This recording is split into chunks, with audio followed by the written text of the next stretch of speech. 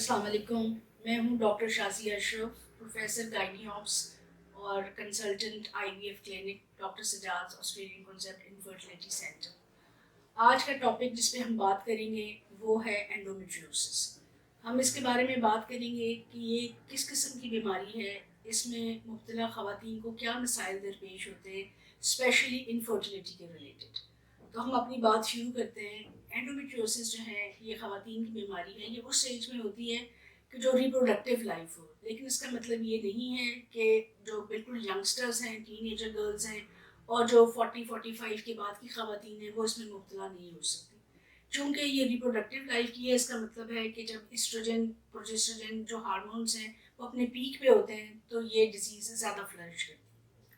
अगर हम देखें कि ये बीमारी है किस किस्म की, तो इसमें होता ये है कि जो लाइनिंग बच्चेदानी के अंदर की जो लाइनिंग है, जो झिल्ली है, जिसकी वजह से हर महीने माहवारी आती है और वो झड़ती है, तो ये लाइनिंग अगर बाहर की तरफ ग्रो करना शुरू हो जाए किसी भी वजह से, तो उसमें इसी तरह की ब्लीडिंग और वो झड़ने का अमल शुरू होता है और जहाँ जहाँ इसके स्पॉट्स और डॉट्स गिरते हैं वहाँ वहाँ ये बीमारी फैलना शुरू हो जाती है।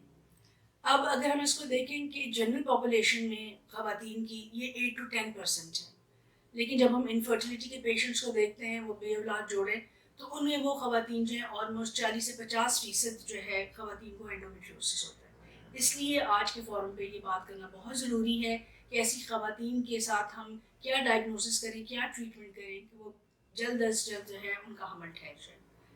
जो ऐसी ख़वातीन हमारे पास आती हैं उनकी जो मेन कंप्लेंट है, जिस मेन मसले के साथ वो हमारे पास आती हैं वो है दर्द। हर किस्म की दर्द के साथ वो इन्वॉल्व होती हैं, यानी उनको माहवारी के दौरान दर्द होती है।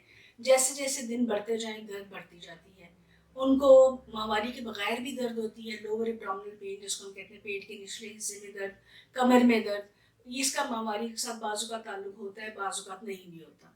पेशाब करते हुए दर्द होती है और बाजू का पेशाब में खून भी आता है। मिग्रेन्स होनी शुरू हो जाती हैं, इसमें माहवारी इरेगुलर हो गई, यानी दो माहवारियों के बीच में स्पॉटिंग होनी शुरू हो गई, ये माहवारी ज़्यादा हो गई, इन कंप्लेंट्स के साथ आती हैं। और जो सबसे ज़्यादा कॉमन कंप्लेंट है वो इनफर्टिलिटी है, यानी शादी को कई साल हो गए हैं, वो ट्राई कर रहे हैं लेकिन अभी तक वो कंसीव नहीं कर पाए। तो जब ऐसे सारे मसले मसाइल होते हैं तो डिप्रेशन, एनजाइटी, वीकनेस और बहुत सारे सोशल इश्यूज जो हैं वो बीच में आ जाते हैं, जिनको हमने देखना होता है। तो अब अगर हम बात करें कि क्या वजह है कि बीमारी क्यों हो रही है, खासतौर पर रिप्रोडक्टिव लाइफ में क्यों हो रही है, तो इसमें देखने में आया कोई एक कॉज नहीं है जिसके बारे में मैं आपसे बात करूं कि ये वजह है और इसको अगर हम ठीक कर लें तो बीमारी ख़त्म हो सकती है। इसकी काफ़ी सारी वजूहत जो है वो सामने आई हैं। फिर इन्वायरमेंटल फैक्टर्स भी हैं, जेनेटिक फैक्टर्स भी हैं, यानी अगर फर्स्ट डिग्री रिलेटिव्स हैं, अम्मी हैं, बहनें हैं, फूफियाँ, खाला, इनमें अगर किसी को एंडोमेट्रियोसिस है तो उसका इंसिडेंस जो है वो बढ़ जाता है। अपना इम्यूनोलॉजिकल जो अपने अंदर जो क़ुव्वत मुदाफ़ियत का सिस्टम है, अगर वो डाउन हो जाए तो एंडोमेट्रियोसिस जो है उसका होने का ख़तरा हो जाता है। और दूसरी चीज़ ये, जैसे पहले ख़वातीन को एंडोमेट्रियोसिस नहीं है, उनके सिजेरियंस हुए हैं, तो जो अंदर एंडोमेट्रियल लाइनिंग है अगर वो बाहर की तरफ आ जाए तो उससे भी स्कार के अंदर एंडोमेट्रियोसिस हो जाता है। और जब सबसे कॉमन जो थ्योरी सामने आई है वो है रिट्रोग्रेड, यानी जैसे महामारी आती है खून बाहर की तरफ निकलता है, लेकिन बाज़ औक़ात जो है यही अगर बैक फ्लो करके यूट्रस से ट्यूबों के ज़रिए बाहर पेल्विस के अंदर ड्रॉप करना शुरू हो जाए तो उससे भी एंडोमेट्रियोसिस पेल्विस के अंदर हो जाती है। तो इसका इम्पेक्ट इनफर्टिलिटी पे क्या है कि क्यों हमारी फर्टिलिटी जो है वो कॉम्प्रोमाइज़ हो जाती है। हमने देखा ये है कि जब ये स्पॉट्स और डॉट्स जो है पेल्विस के अंदर ड्रॉप करते हैं तो जैसे माहवारी में खून रिसता है इस तरह इन ड्रॉप्स में भी खून रिसता है, लेकिन चूंकि बाहर निकलने का रास्ता नहीं होता तो अंदर ही स्कारिंग होती है और हीलिंग होती है और चीज़ें अंदर जुड़ती हैं और चिपकती हैं।